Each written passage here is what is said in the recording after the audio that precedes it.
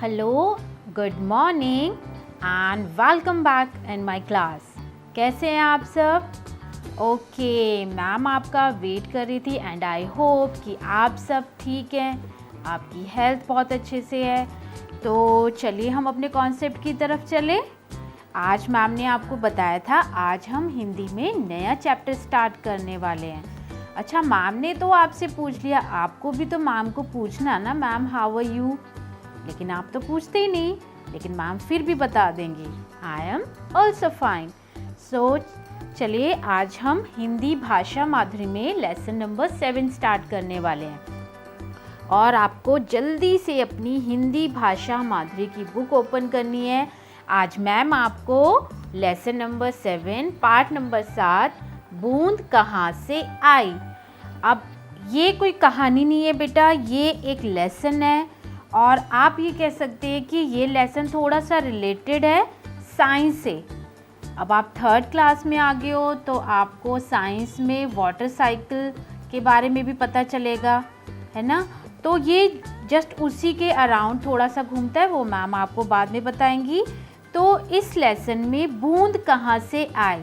बूंद मतलब जो बारिश की बूंदें होती हैं। अब आपको तो पता है कि क्लाउड्स हो जाते हैं, है ना, और हवा तेज़ चलने लग जाती है और बारिश आ जाती है। लेकिन कभी आपने इमेजिन किया है कि ये बारिश की जो बूंदें होती है, ये जो रेन ड्रॉप्स होती हैं, ये कैसे बनती है।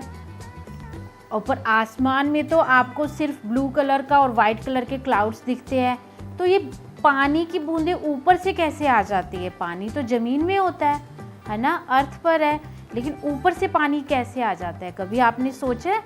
नहीं सोचा होगा।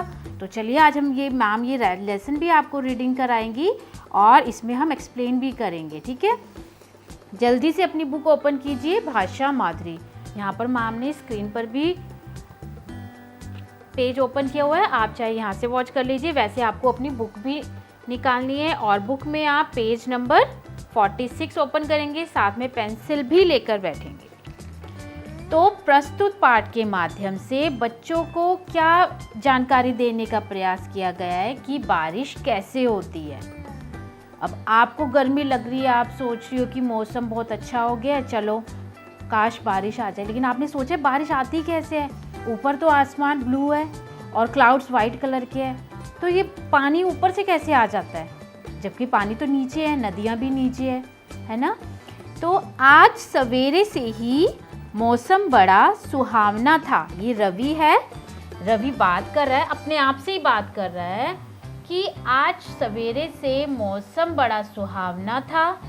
आकाश में यानी आसमान में काले काले बादल रुई के गोलों की तरह उड़कर इधर उधर जा रहे थे।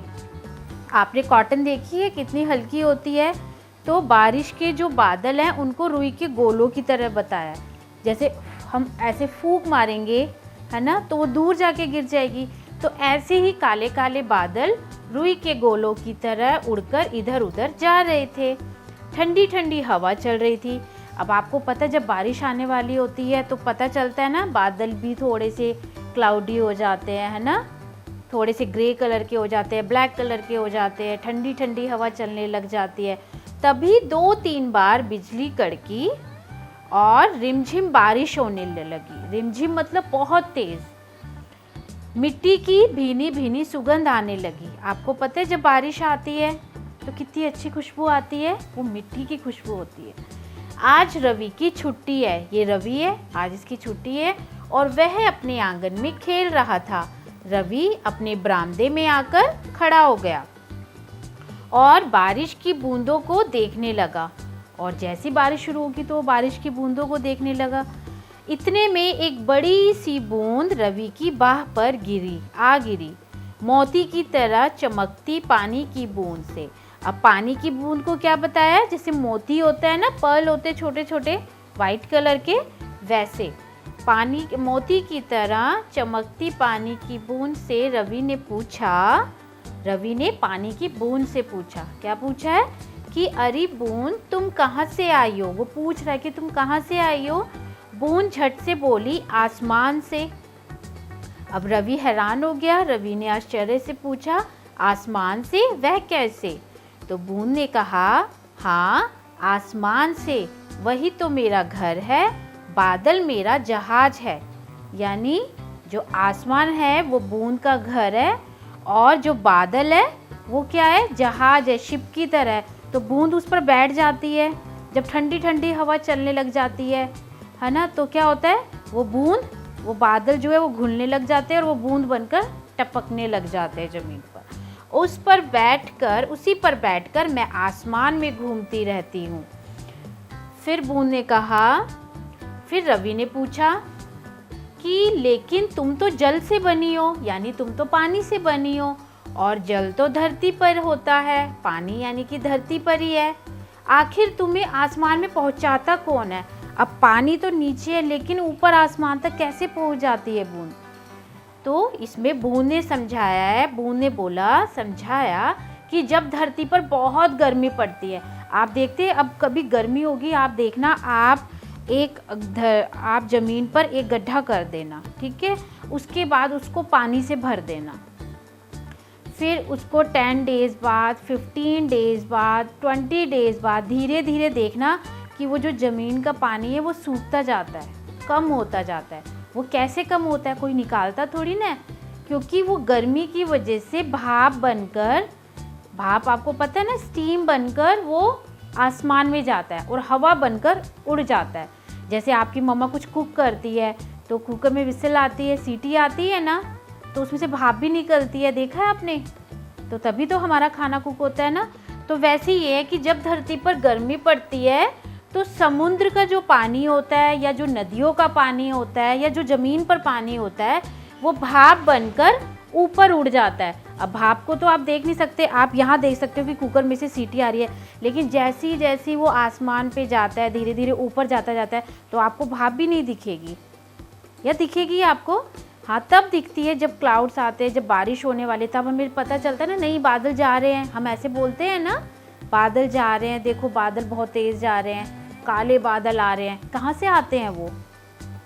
तो समुद्र का पानी भाप बनकर ऊपर उड़ जाता है और यही भाप आसमान में एकत्र होकर, यानी इकट्ठा होकर बादलों में बदल जाती है, और इन बादलों में हम बूंदे ही तो होती हैं। यानी जो वाइट से बादल आते हैं, जब बारिश होने वाली आती है, आपको देखते हैं वाइट से ग्रे ग्रे बादल हो जाते हैं, वो क्या होती है, उनके अंदर बूंदें इकट्ठी होती है।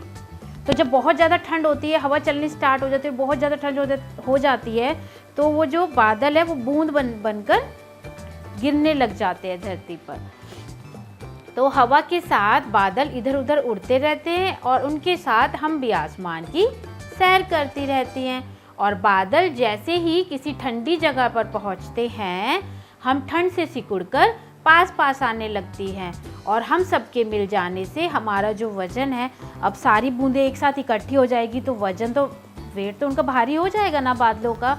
तो वो क्या होता है, हमारा वज़न भारी हो जाता है और हम टप टप करके नीचे गिरने लगती है, और इसे ही बारिश कहते हैं। तभी देखा आपने बारिश की बूंदें कितनी ठंडी होती हैं, है ना? अगर विंटर्स में बारिश आएगी तो आप नहा लोगे? नहीं नहा पाओगे। लेकिन आप समर्स में नहाते हो जब गर्मी होती है, क्योंकि गर्मी में ठंडे पानी से नहाना चाहिए, लेकिन ठंड में ठंडे पानी से तो कोई नहीं नहाएगा। फिर रवि को बूंद की कहानी सुनकर बड़ा मज़ा आया और उसने पूछा, इतनी ऊंचाई पर तो तुम्हें बहुत अच्छा लगता होगा? तब बूंद ने कहा, बूंद बोली, अच्छा तो लगता है, लेकिन ऊपर सर्दी बहुत लगती है, वहाँ हम सब बूंदें पास पास बैठती हैं। रवि ने पूछा, अच्छा यह बताओ, अब तुम सारी बूंदें यहाँ से कहाँ जाओगी? यानी कि आसमान में थी बूंदें, आसमान से नीचे गिर गई, अब नीचे जब धरती पर गिरी है तो वो सारा बूंदें कहाँ गई हैं? वो सारा जो बूंदें हैं, सारी बूंदें वो पानी बन गई, पानी बनकर वो नालियों में जाती हैं, नदियों में जाती हैं, फिर नदियों से समुद्र में जाती हैं, और फिर दोबारा से भाप बनती हैं और फिर आसमान में चली जाती हैं। तो ये वाटर साइकिल है, ये चलता रहता है ना? तो उसके बाद है, बूंदों ने हंसकर कहा कि इतना भी नहीं जानते। अब जैसे सारा जो नदियों का जो बारिश का पानी है वो नदियों में चला जाता है, अब नदियों से क्या होगा, कुछ तो भाप बनकर उड़ जाता है, समुद्र में जाता है, भाप बनकर उड़ जाता है, और कुछ क्या होता है, कुछ पानी क्या होता है, उसे हम खेती के लिए यूज़ करते हैं। अब कभी किसान होते हैं वो वेट करते हैं ना कि बारिश आए और बारिश से जो हमारी फसलें हैं वो उनको पानी मिले और वो और भी ज़्यादा अच्छी हो जाएंगी। तो वो वेट करते हैं बारिश आने का। तो फिर रवि ने पूछा, अच्छा ये बताओ अब तुम सारी बूंदें यहाँ कहाँ जाओगी? तो बूंद ने हंसकर कहा, इतना भी नहीं जानते, यहाँ से हम पानी में बदल गई हैं और अब हम बहकर नदियों में जाएंगी, खेतों की सिंचाई करेंगी, बांधों में यानी डैम होता है ना, में जाकर बिजली बनाएंगी और हमें साफ कर पीने के काम में भी लाया जाएगा। उसके बाद भी जो पानी बचेगा वह वापस समुद्र में पहुंच जाएगा और यही हमारा जीवन चक्र है। यानी कि पहले जो ऊपर बारिश की बूंदें थी वो नीचे आई धरती पर, बारिश जैसे पड़ी। उसके बाद वो बारिश का पानी कुछ नालियों में गया, नदियों में जाता है, नदियों से खेतों में चला जाता है। फिर थोड़ा सा जो पानी बचता है वो डैम में जाता है, वहाँ से बिजली बनती है। अब जो हम इतनी लाइट्स, फैन, टीवी ये सब यूज़ करते हैं, ये किसकी हेल्प से करते हैं? बिजली से। लेकिन बिजली कैसे बनती है? इलेक्ट्रिसिटी कैसे बनती है? पानी से बनती है। बताइए, ये भी मैजिक है ना। तो उसके बाद जो बाकी पानी बचता है हमारा पीने के भी काम आता है।